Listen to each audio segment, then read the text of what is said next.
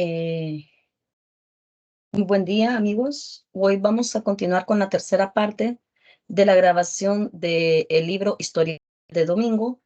Es un libro escrito por Salvador Castro, nacido en Guatemala en 1898, dentro del tema de migración y de literatura centroamericana.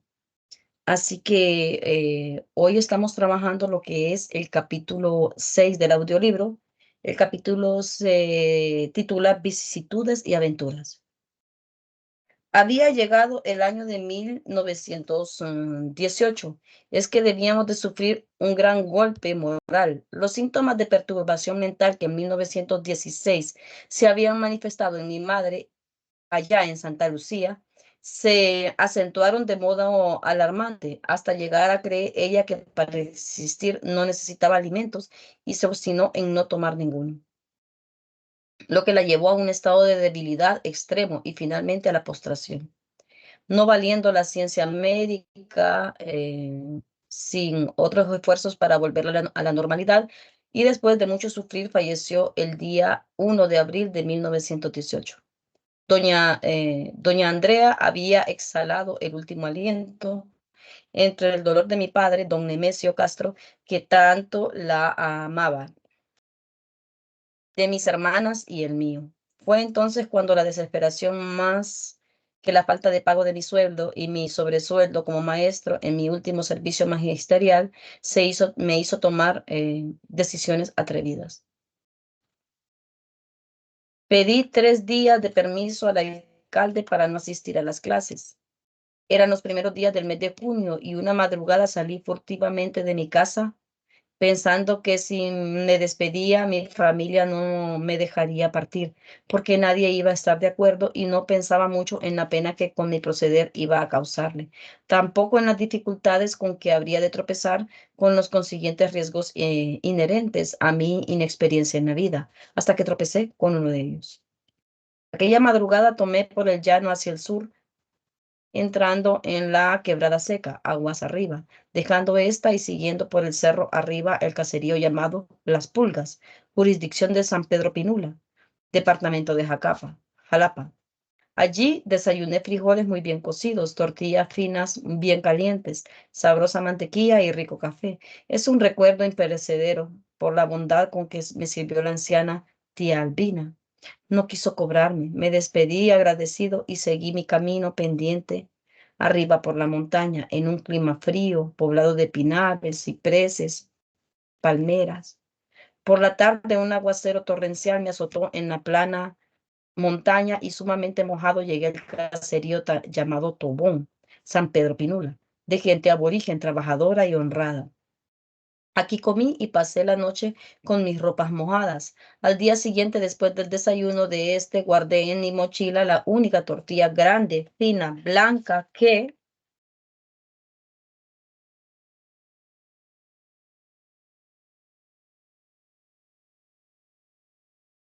me sobró y continué mi viaje entrando en jurisdicción de Jalapa para llegar a las minas de Potrero de Carrillo, como a la 1 de la tarde. Había recorrido a pie muchos kilómetros por veredas de terreno desigual y me sentía cansado. Era día viernes, solicité trabajo al capitán. Me dio ocupación y me preguntó si iba a trabajar esa tarde. Le contesté que no. Él volvió a preguntarme, ¿y qué vas a comer? Le contesté que yo llevaba comida. Sí, llevaba aquella tortilla sola y fría. El capitán dio la media vuelta y se fue al trabajo. Yo me puse a descansar, después de lo cual pedí permiso a la cocinera para que me dejara calentar mi tortilla. Y cuando esta estuvo lista, ella bondadosamente me dio un plato con frijoles y arroz, la comida del peón.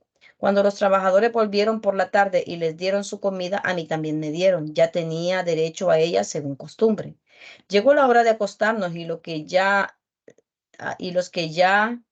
iban siendo mis compañeros dormían en el piso de una galera, un tanto húmeda, y tuve que hacer lo mismo. Ellos tenían sus lechos con gruesas colchones de paste muy confortable. Esa parásita olor de ceniza que se cría en los grandes árboles de las zonas frías. Mi compañero marcando compartió conmigo su colchón, cediéndome una parte y aconsejándome que el día siguiente formara el mío propio, porque de otra manera no iba a dormir dado el frío. Dormí bien. Al día siguiente era sábado. Desayunamos temprano y a las 6 íbamos para el trabajo. Era el de ir a la montaña adyacente a cortar madera y hoja de palmera silvestre para los ranchos que se seguían construyendo, cobertizo de hojas y pared de seto. Los trabajos de la mina iban a comenzar, pero era necesario hacer primero los ranchos. Fuimos en cuadrillas de 10 cada una y por la tarde al devolver las herramientas resultó que faltaba un machete nuevo, según los gringos quienes dijeron que no pagarían mientras no apareciera el machete. Los jalapanecos son belicosos, no tanto por su propia naturaleza, sino por la fama de valientes de que se han rodeado. Y ese día, muy enojados, contestaron que no habiendo perdido nada, nada tenían que devolver de más ni pagar. Un ingeniero nos habló para que fuéramos en busca del machete a la montaña y los jalapanecos se opusieron alegando que eso era una maña y murmurando intenciones agresivas por lo que consideraban una ofensa recibida. Yo tuve que solidarizarme con mis compañeros.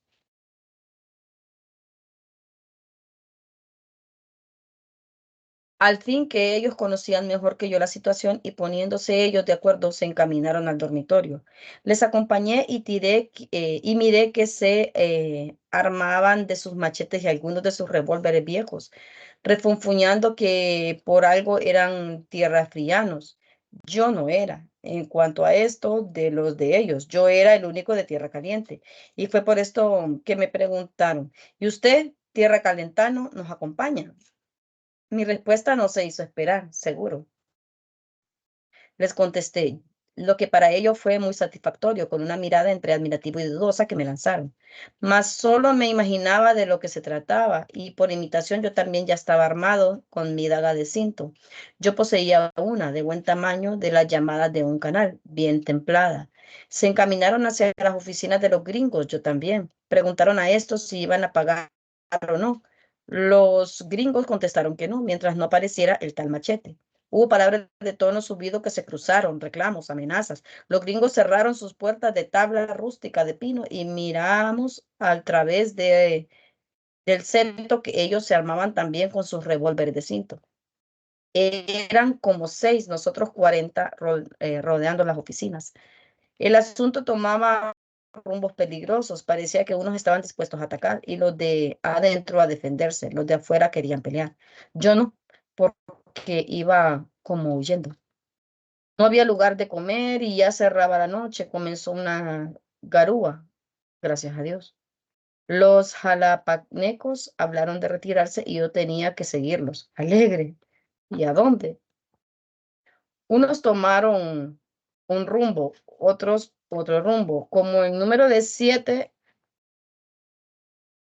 resolvió un grupo irse al caserío más cercano. Yo dejé que adivinaran que quería irme con ellos. Estaba solo y desamparado. Me comprendieron e invitaron a seguirlos, lo que hice al mejor agrado.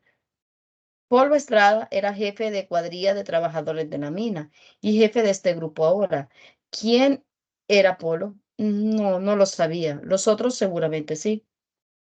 Yo lo miraba sin fijarme en él. De seguro había reñido muchas veces, quizá matado hombres. Tenía una mano con notable impedimento a causa de una vieja herida y en el rostro otras 3 que se lo habían desfigurado. Tenía la mandíbula y el labio inferiores deformados para comer y beber lo hacían elevando el rostro,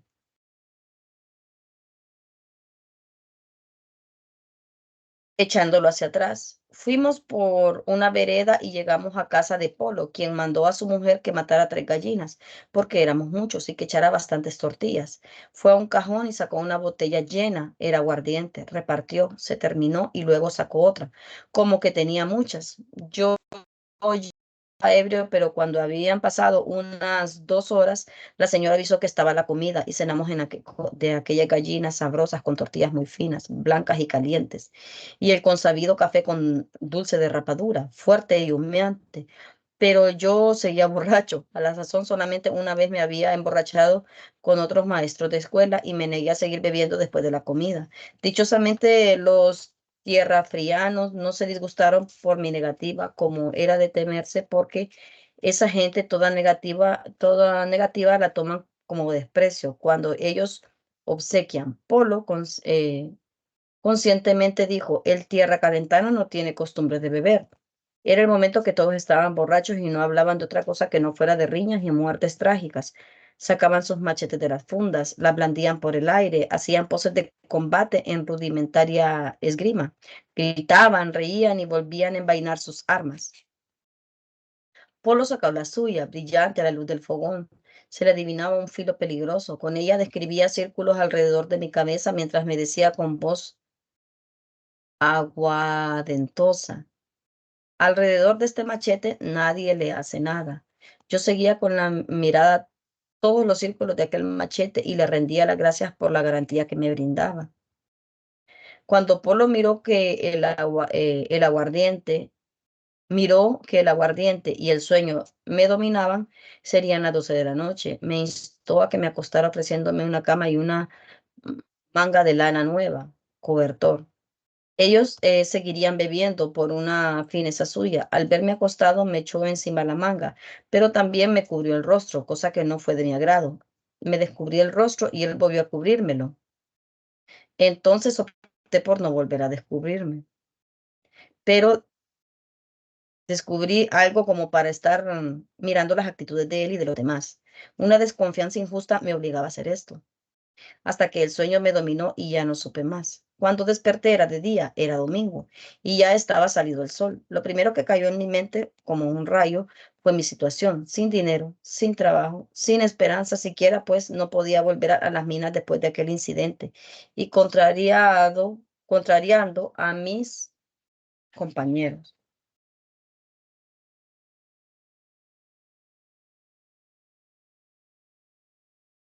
Lo que además podía ser peligroso, por aquello tenía carácter de huelga. No había, pues, solución para mi problema.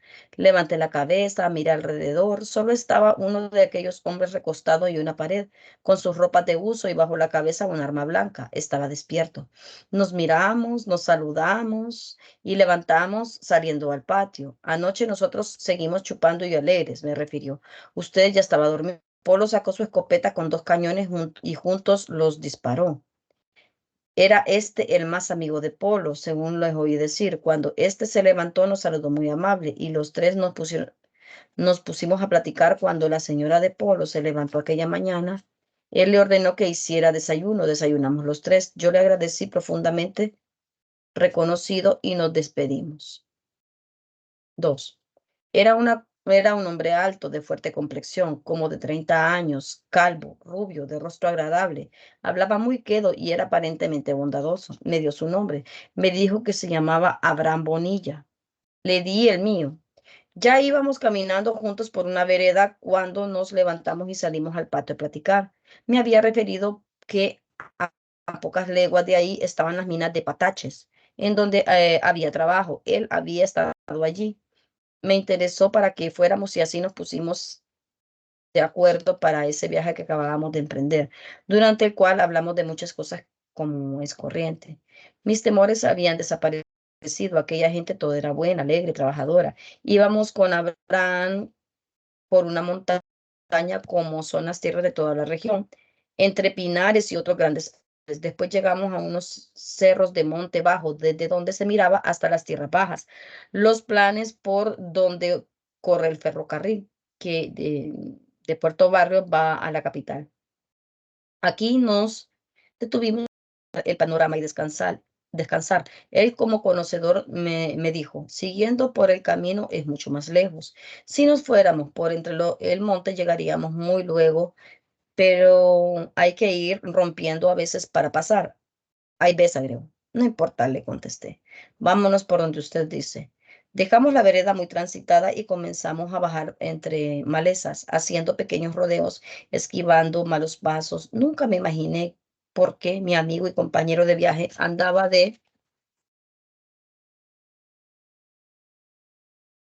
preferentemente por los montes.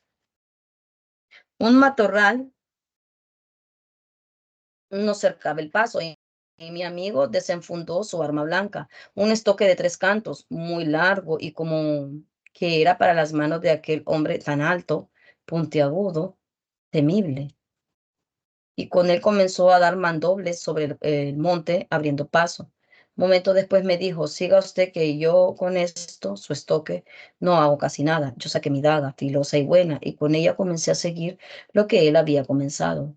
Así, uno detrás de otro, íbamos avanzando entre la maleza, alternándonos el trabajo de abrir paso. Cuando llegamos a un plancito nos pusimos a descansar. Ya estábamos cerca de las minas de Pataches. Se alcanzaban a mirar en la hondonada y miramos a unos trabajadores de las mismas en algún lugar. Nos pusimos de acuerdo y continuamos el camino, a veces sin tener que abrir paso. Ya el monte era alto. Cuando eran como las 4 de la tarde, llegamos al campamento, de casas con techos de hojas de palmera silvestre y paredes de seto, galeras muy amplias para corredores, cocina, dormitorio. A mi compañero lo conocían ya y luego se relacionó con viejos compañeros de trabajo que le informaron que sí había trabajo porque faltaba gente. Cuando hablamos con uno de los capitanes, este nos dio trabajo y fue a la alegría de los otros dos. Fueron llegando los trabajadores, eran como unos 80. Les sirvieron de comer y a nosotros también. Después aquellos se pusieron a jugar naipes y nosotros dos a mirarlos jugar mientras era hora de dormir en unas camas rústicas alineadas en las galeras. Estábamos en el departamento de El Progreso, lo que no me agradó porque yo andaba como huyendo debido al abandono del empleo. Casi me sentía más confiado en el departamento de Jalapa que acababa de dejar, ese día que era domingo. Amaneció el lunes, buen día para comenzar a trabajar, semana completa. Fuimos a desayunar a las 6 y luego al trabajo. A mí me destinaron al sedazo. Era este un cajón de madera fuerte de unos 2 pies cuadrados por 10 pulgadas de fondo de sedazo, fijo en una palanca de gancho de unos 4 metros de largo por unas 6 pulgadas de diámetro en el tronco, o sea, lo más grueso que era por donde debía manejarse con manos bien fijadas. El sedazo estaba dentro de un tanque de agua. Era el trabajo con el que se probaban los nuevos trabajadores si aguantaban esa semana. Eran buenos. El sedazo estaba cargado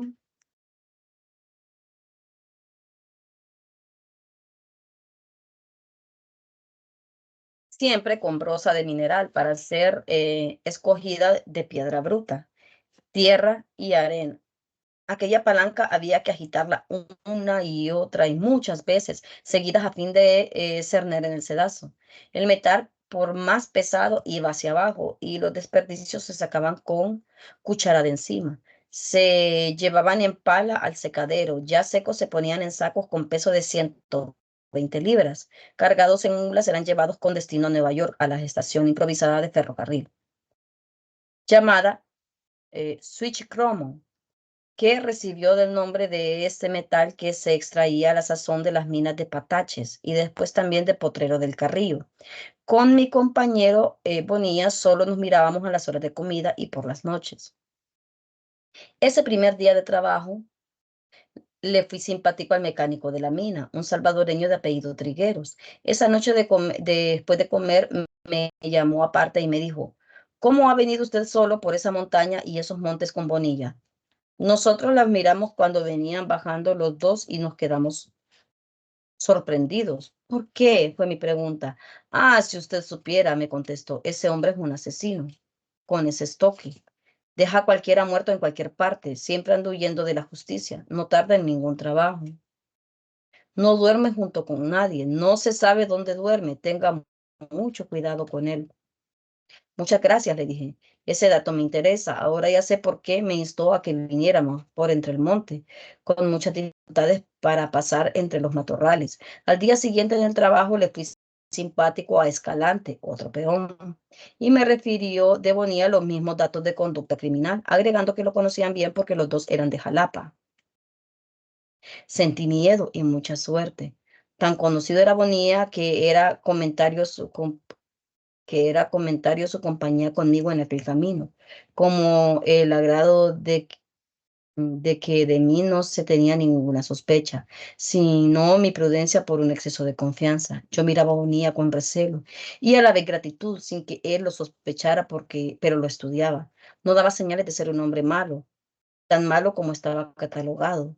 Estuvo trabajando algunos días y desapareció sin decirme adiós a nadie. No se supo a dónde se fue, no lo volví a mirar. Era cierto que andaba huyendo por asesino y era muy buen mecánico. Trigueros me invitó a ir a dormir a su cuarto y acepté porque me agradaba su compañía. Me ofreció una casa que estaba desocupada y acepté. Pasábamos muchas horas platicando mientras nos dormíamos. Él era sencillo en sus maneras, ignorante y bueno. El día siguiente de trabajo no fue el sedazo. Me destinaron a cortar leña para la cocina. Lo mismo el otro día. A mediados de semana miré que montado en una mula iba por el camino de herradura, cerca de donde yo cortaba leña, un gringo de Potrero Carrillo. Era un gringo alto, delgado, joven. Llegó a pataches, se apeó. Un peón tomó la cabalgadura y él entró en la oficina. Luego llegaba otro gringo, era de la tarde, se apeó, el peón lo atendió y penetró en la oficina. Yo estaba asustado, eran dos gringos de la otra mina ya conocidos. Fácil sería al reconocerme me despidieran y volvería a mi aflicción. A las 5 que salíamos del trabajo, estos estaban en el patio de la oficina sentados en butacas. Yo, como otros peones, tenía que pasar junto a ellos. Quise pasar desapercibido, pero el primero de los gringos, al verme, le dijo al otro: aquí está uno de aquellos, y ambos me miraron sin decir más. Eran Mr. Ben T. Wells, el gerente general de ambas minas, y Mr. William T. Corlin, el tenedor de libros, buen minero, mecánico y carpintero. Este me llamó y me dijo: tú tienes un día de pago en Potrero de Carrillo. ¿Vas por tu dinero o te lo mando?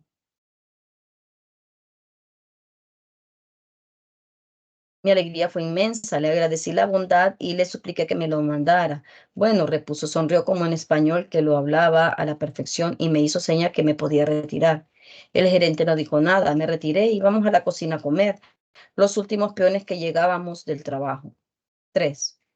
Por la noche, el tenedor de libros andaba inspeccionando los túneles donde se trabajaba perforando el cerro. El gerente general se hallaba en la oficina platicando en inglés con el gerente del lugar, Mr. Samuel Lyons, de origen italiano. Yo había apreciado que la oficina marchaba con deficiencia por la ignorancia de Mr. Lyons, y el mecánico Trigueros me había informado que los pagos eran muy retrasados por eso, excitándome a que pidiera el trabajo de la oficina. Ahora, cuando el gerente general estaba allí, sentí confianza en mí. Pedí permiso y entré. Hice mi propuesta y me escuchó Mr. Wells. Me hizo seña que saliera y no dijo nada.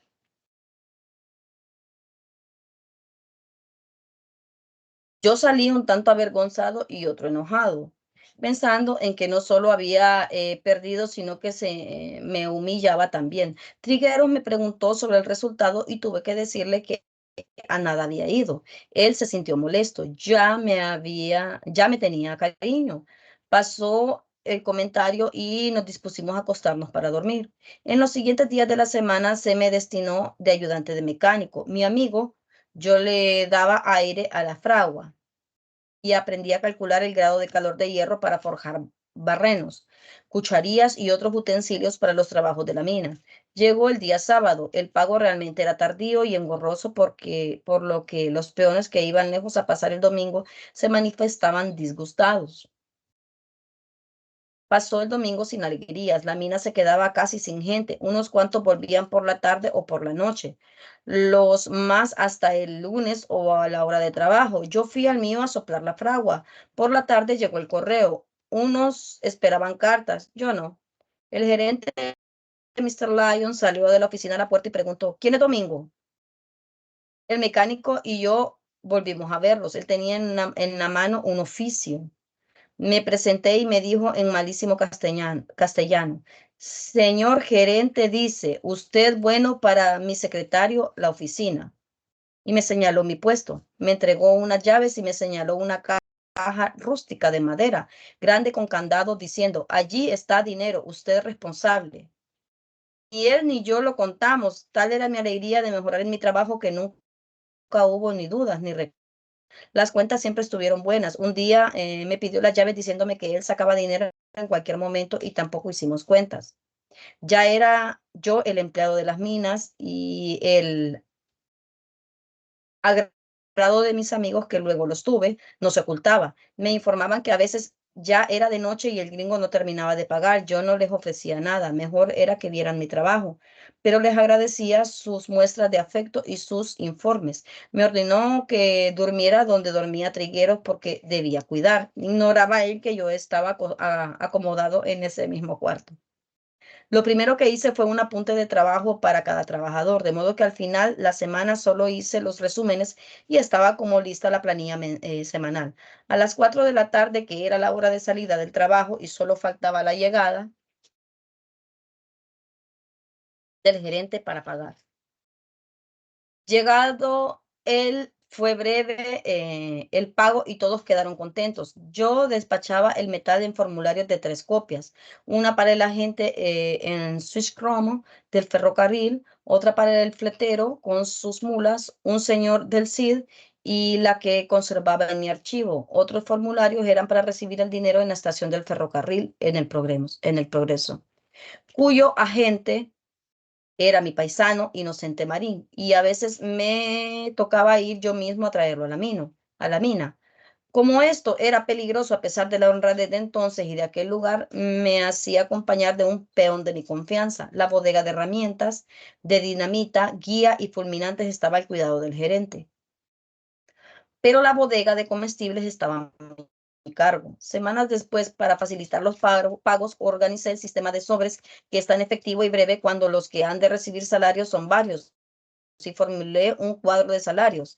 Esto es, hice un cálculo con los números de los días de la semana y de los diferentes salarios, que mediante su multiplicación en el ángulo correspondiente se hallaba la suma devengada pronta al pago. Como la hora de almorzar se calculaba por el sol, yo mandé hacer de una barra de hierro muy sonora, como de 3 metros de largo, un triángulo que era una campana en su efecto, y se tocaba con una pieza de hierro. Así, para la salida del trabajo por la tarde, un día me dijo el gerente: usted es como ayudante y puede ordenar en los trabajos que ya conoce. 4. Eh, Bien, amigos, por los momentos nos vamos a quedar en esta parte porque el número 4 es bastante largo. Entonces, espero que estén disfrutando de este libro de viajes para grupos de investigación, siempre en la Universidad Nacional Autónoma de Honduras, eh, en el programa de Sociedad Literaria del Genio Emprendedor y del Buen Gusto. Este libro está dedicado al tema migrantes y al tema literatura centroamericana. Está escrito por Domingo Castro, un escritor guatemalteco inédito, que se quiere rescatar del olvido. Así que estamos grabando estas historias de domingo o historias de domingo. Este texto originalmente no tiene nombre, pero como les comenté en la primera sesión, pues es un libro de viajes. Así que, por favor, estar pendientes de las siguientes grabaciones.